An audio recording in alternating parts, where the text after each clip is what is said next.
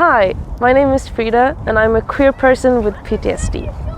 I met up with Frida on a cold but beautiful day in Gothenburg. Frida chose to talk about the sexual abuse that happened to her when she was a child and the PTSD diagnosis and treatment that then followed. If that's something you feel like you don't want to listen to today or ever, please skip this video. My name is Frida. I live in Gothenburg. I am 22. I turned 23 this year. I study media and communication. I identify as female and I guess bisexual, sometimes lesbian and sometimes queer. It feels like it depends a lot of like what context I'm in and what I'm feeling that day. And I try not to have it like depend on who I'm dating or like who I'm in a relationship with, because it's all about me, my identity. Today, I guess I would say queer or bisexual or lesbian. I really can't choose.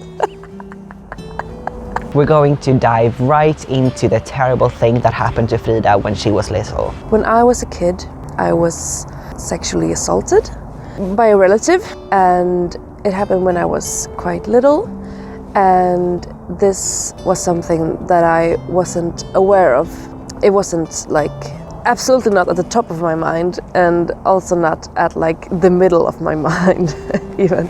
But I became aware when I was 13, 14. I became aware because I was taught in school, because we read about it in school, what a sexual assault was.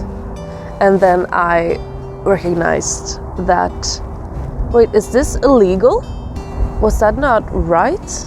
Because when you grow up, you feel like, as a kid, what grown-up people do and say is right, because they tell you what's right. You learn everything from adults and what adults do, and especially a relative or a family member, that is like incorporated to be a right thing, or like to be an okay thing to do.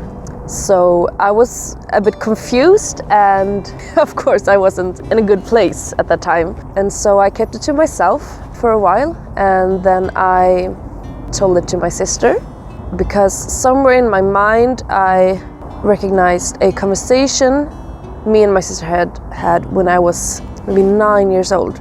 And she asked me if this relative of ours had ever done something to me. And I said no. Absolutely no. What do you mean? Because I was 9 years old.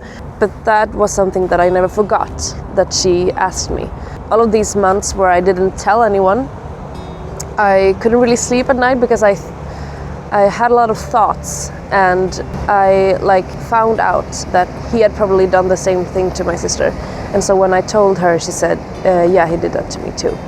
And then we told our mom. During this time, when she was 13, 14, she also wasn't in a really good place, like socially.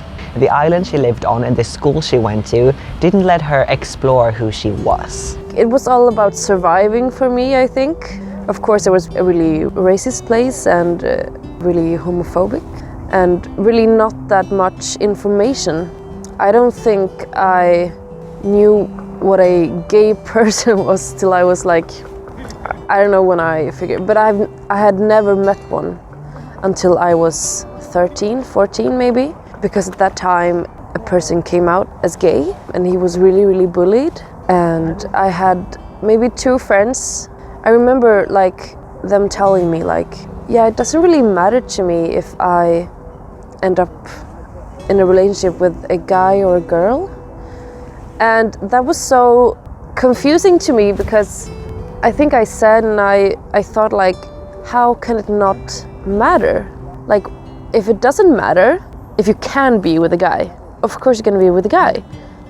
These were like girls, of course, yeah. So if it doesn't matter, then why would you choose to be not like ordinary? Because then you wouldn't survive out here. And I know that this place and like Orust there are so many worse places in the world. It was also a very, very privileged place, and I've been very privileged, like growing up, and still am.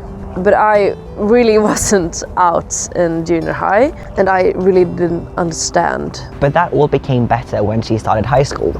Because in Sweden, when you start high school, you can choose what school to go to and what courses to study. I chose one in Gothenburg because I really wanted to get out.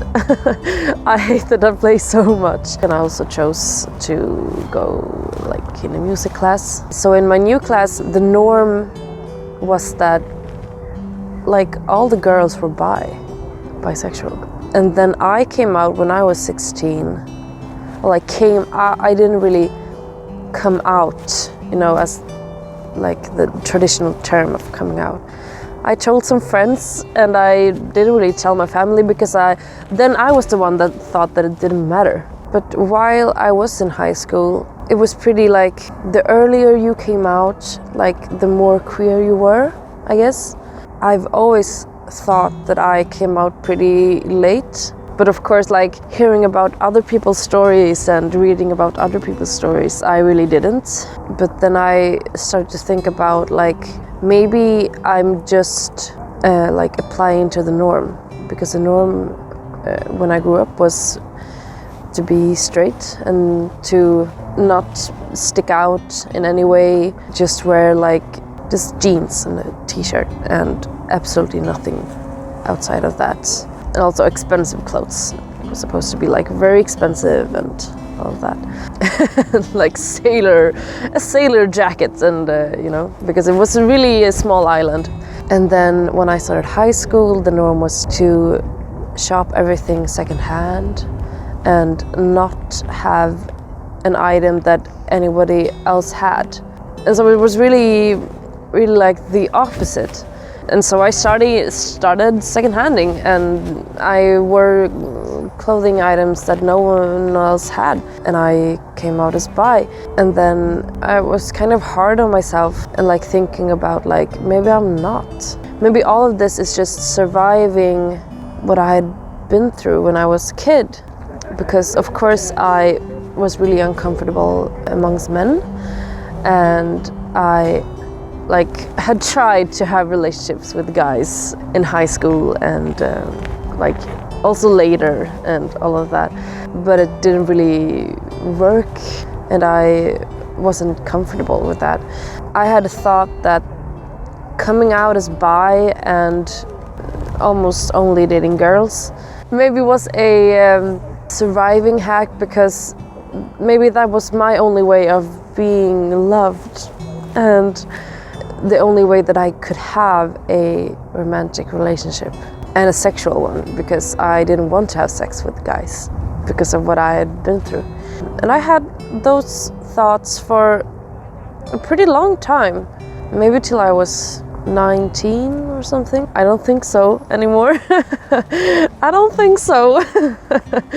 Of course, I've come to terms with a lot of things, and I also know that I am still quite young and there are things that I'm not aware of, but there are probably things that I haven't come to terms with yet that I will later.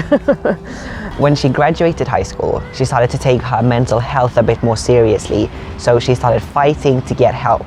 You know, I've seen a lot of different psychologists and psychiatrists. Like, you get 5 appointments and then they say you're okay because they don't really have the resources, and then you move to some other. It's a long way, it's a long ride, and it's hard if you don't put yourself forward, like the Swedish healthcare system. You have to self-promote all the time, and to tell different psychologists, psychiatrists, doctors that when they tell you you're all right now, or I feel like you're in a good place right now. And it's hard to say I'm not, because that's their profession. They should know, but they also have not so good resources and not a lot of money to treat you. After years of trying to get help, she finally found the right person who could and wanted to help her, and she was diagnosed with PTSD, post-traumatic stress disorder. And then I started working there. And this time they didn't say you have 5 times to be okay. I got to be there, and it was really Of course, I was thankful, but it was also uncomfortable to know that I'm not getting out of this time. And I think that's really common to, of course, have a wall and not tell them everything and make things sound better and also like self-promote to be released and tell them that you're okay, of course, because you do that all the time. But I was like, I have to tell her that I have this thing that I do. Of course you don't want to be there, but you're also thankful because you've fought for this for so many years to be in that exact system and in that place. But at the same time, of course you don't want to talk about it, and you don't want to dig deeper. After a while we started with a treatment. It's called PE, and it stands for prolonged exposure. And I chose that treatment because that was the hardest treatment, or the biggest treatment. I felt that, well, I'm here, and also I have like a I should always do the hardest thing, kind of good girl complex thing. And so of course I should chose the prolonged exposure, not the written exposure. But also because, according to my psychiatrist, it was longer, it was harder, but it also had the best results. And I've been doing that maybe since September, and I'm almost done, and it feels so good.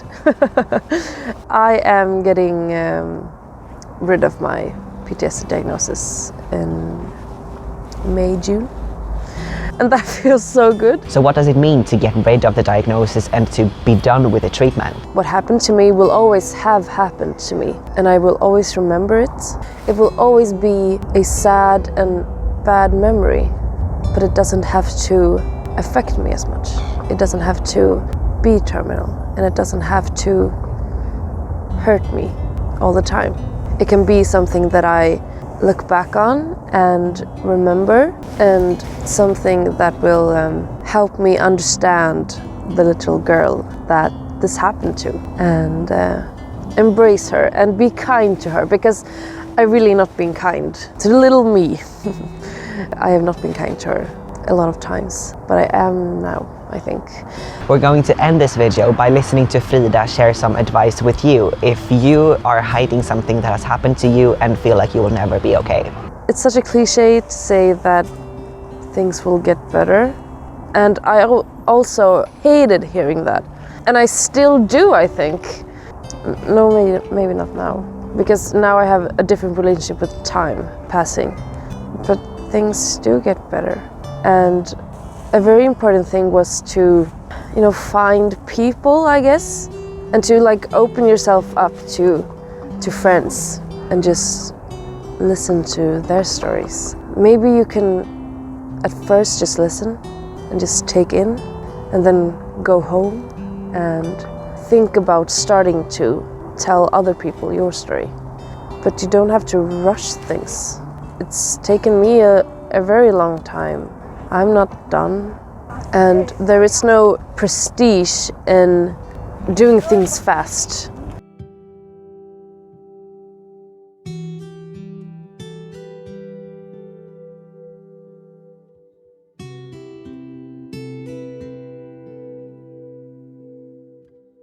If you enjoyed watching that video, please like, comment, subscribe and share the video. I really appreciate you showing your love in that way.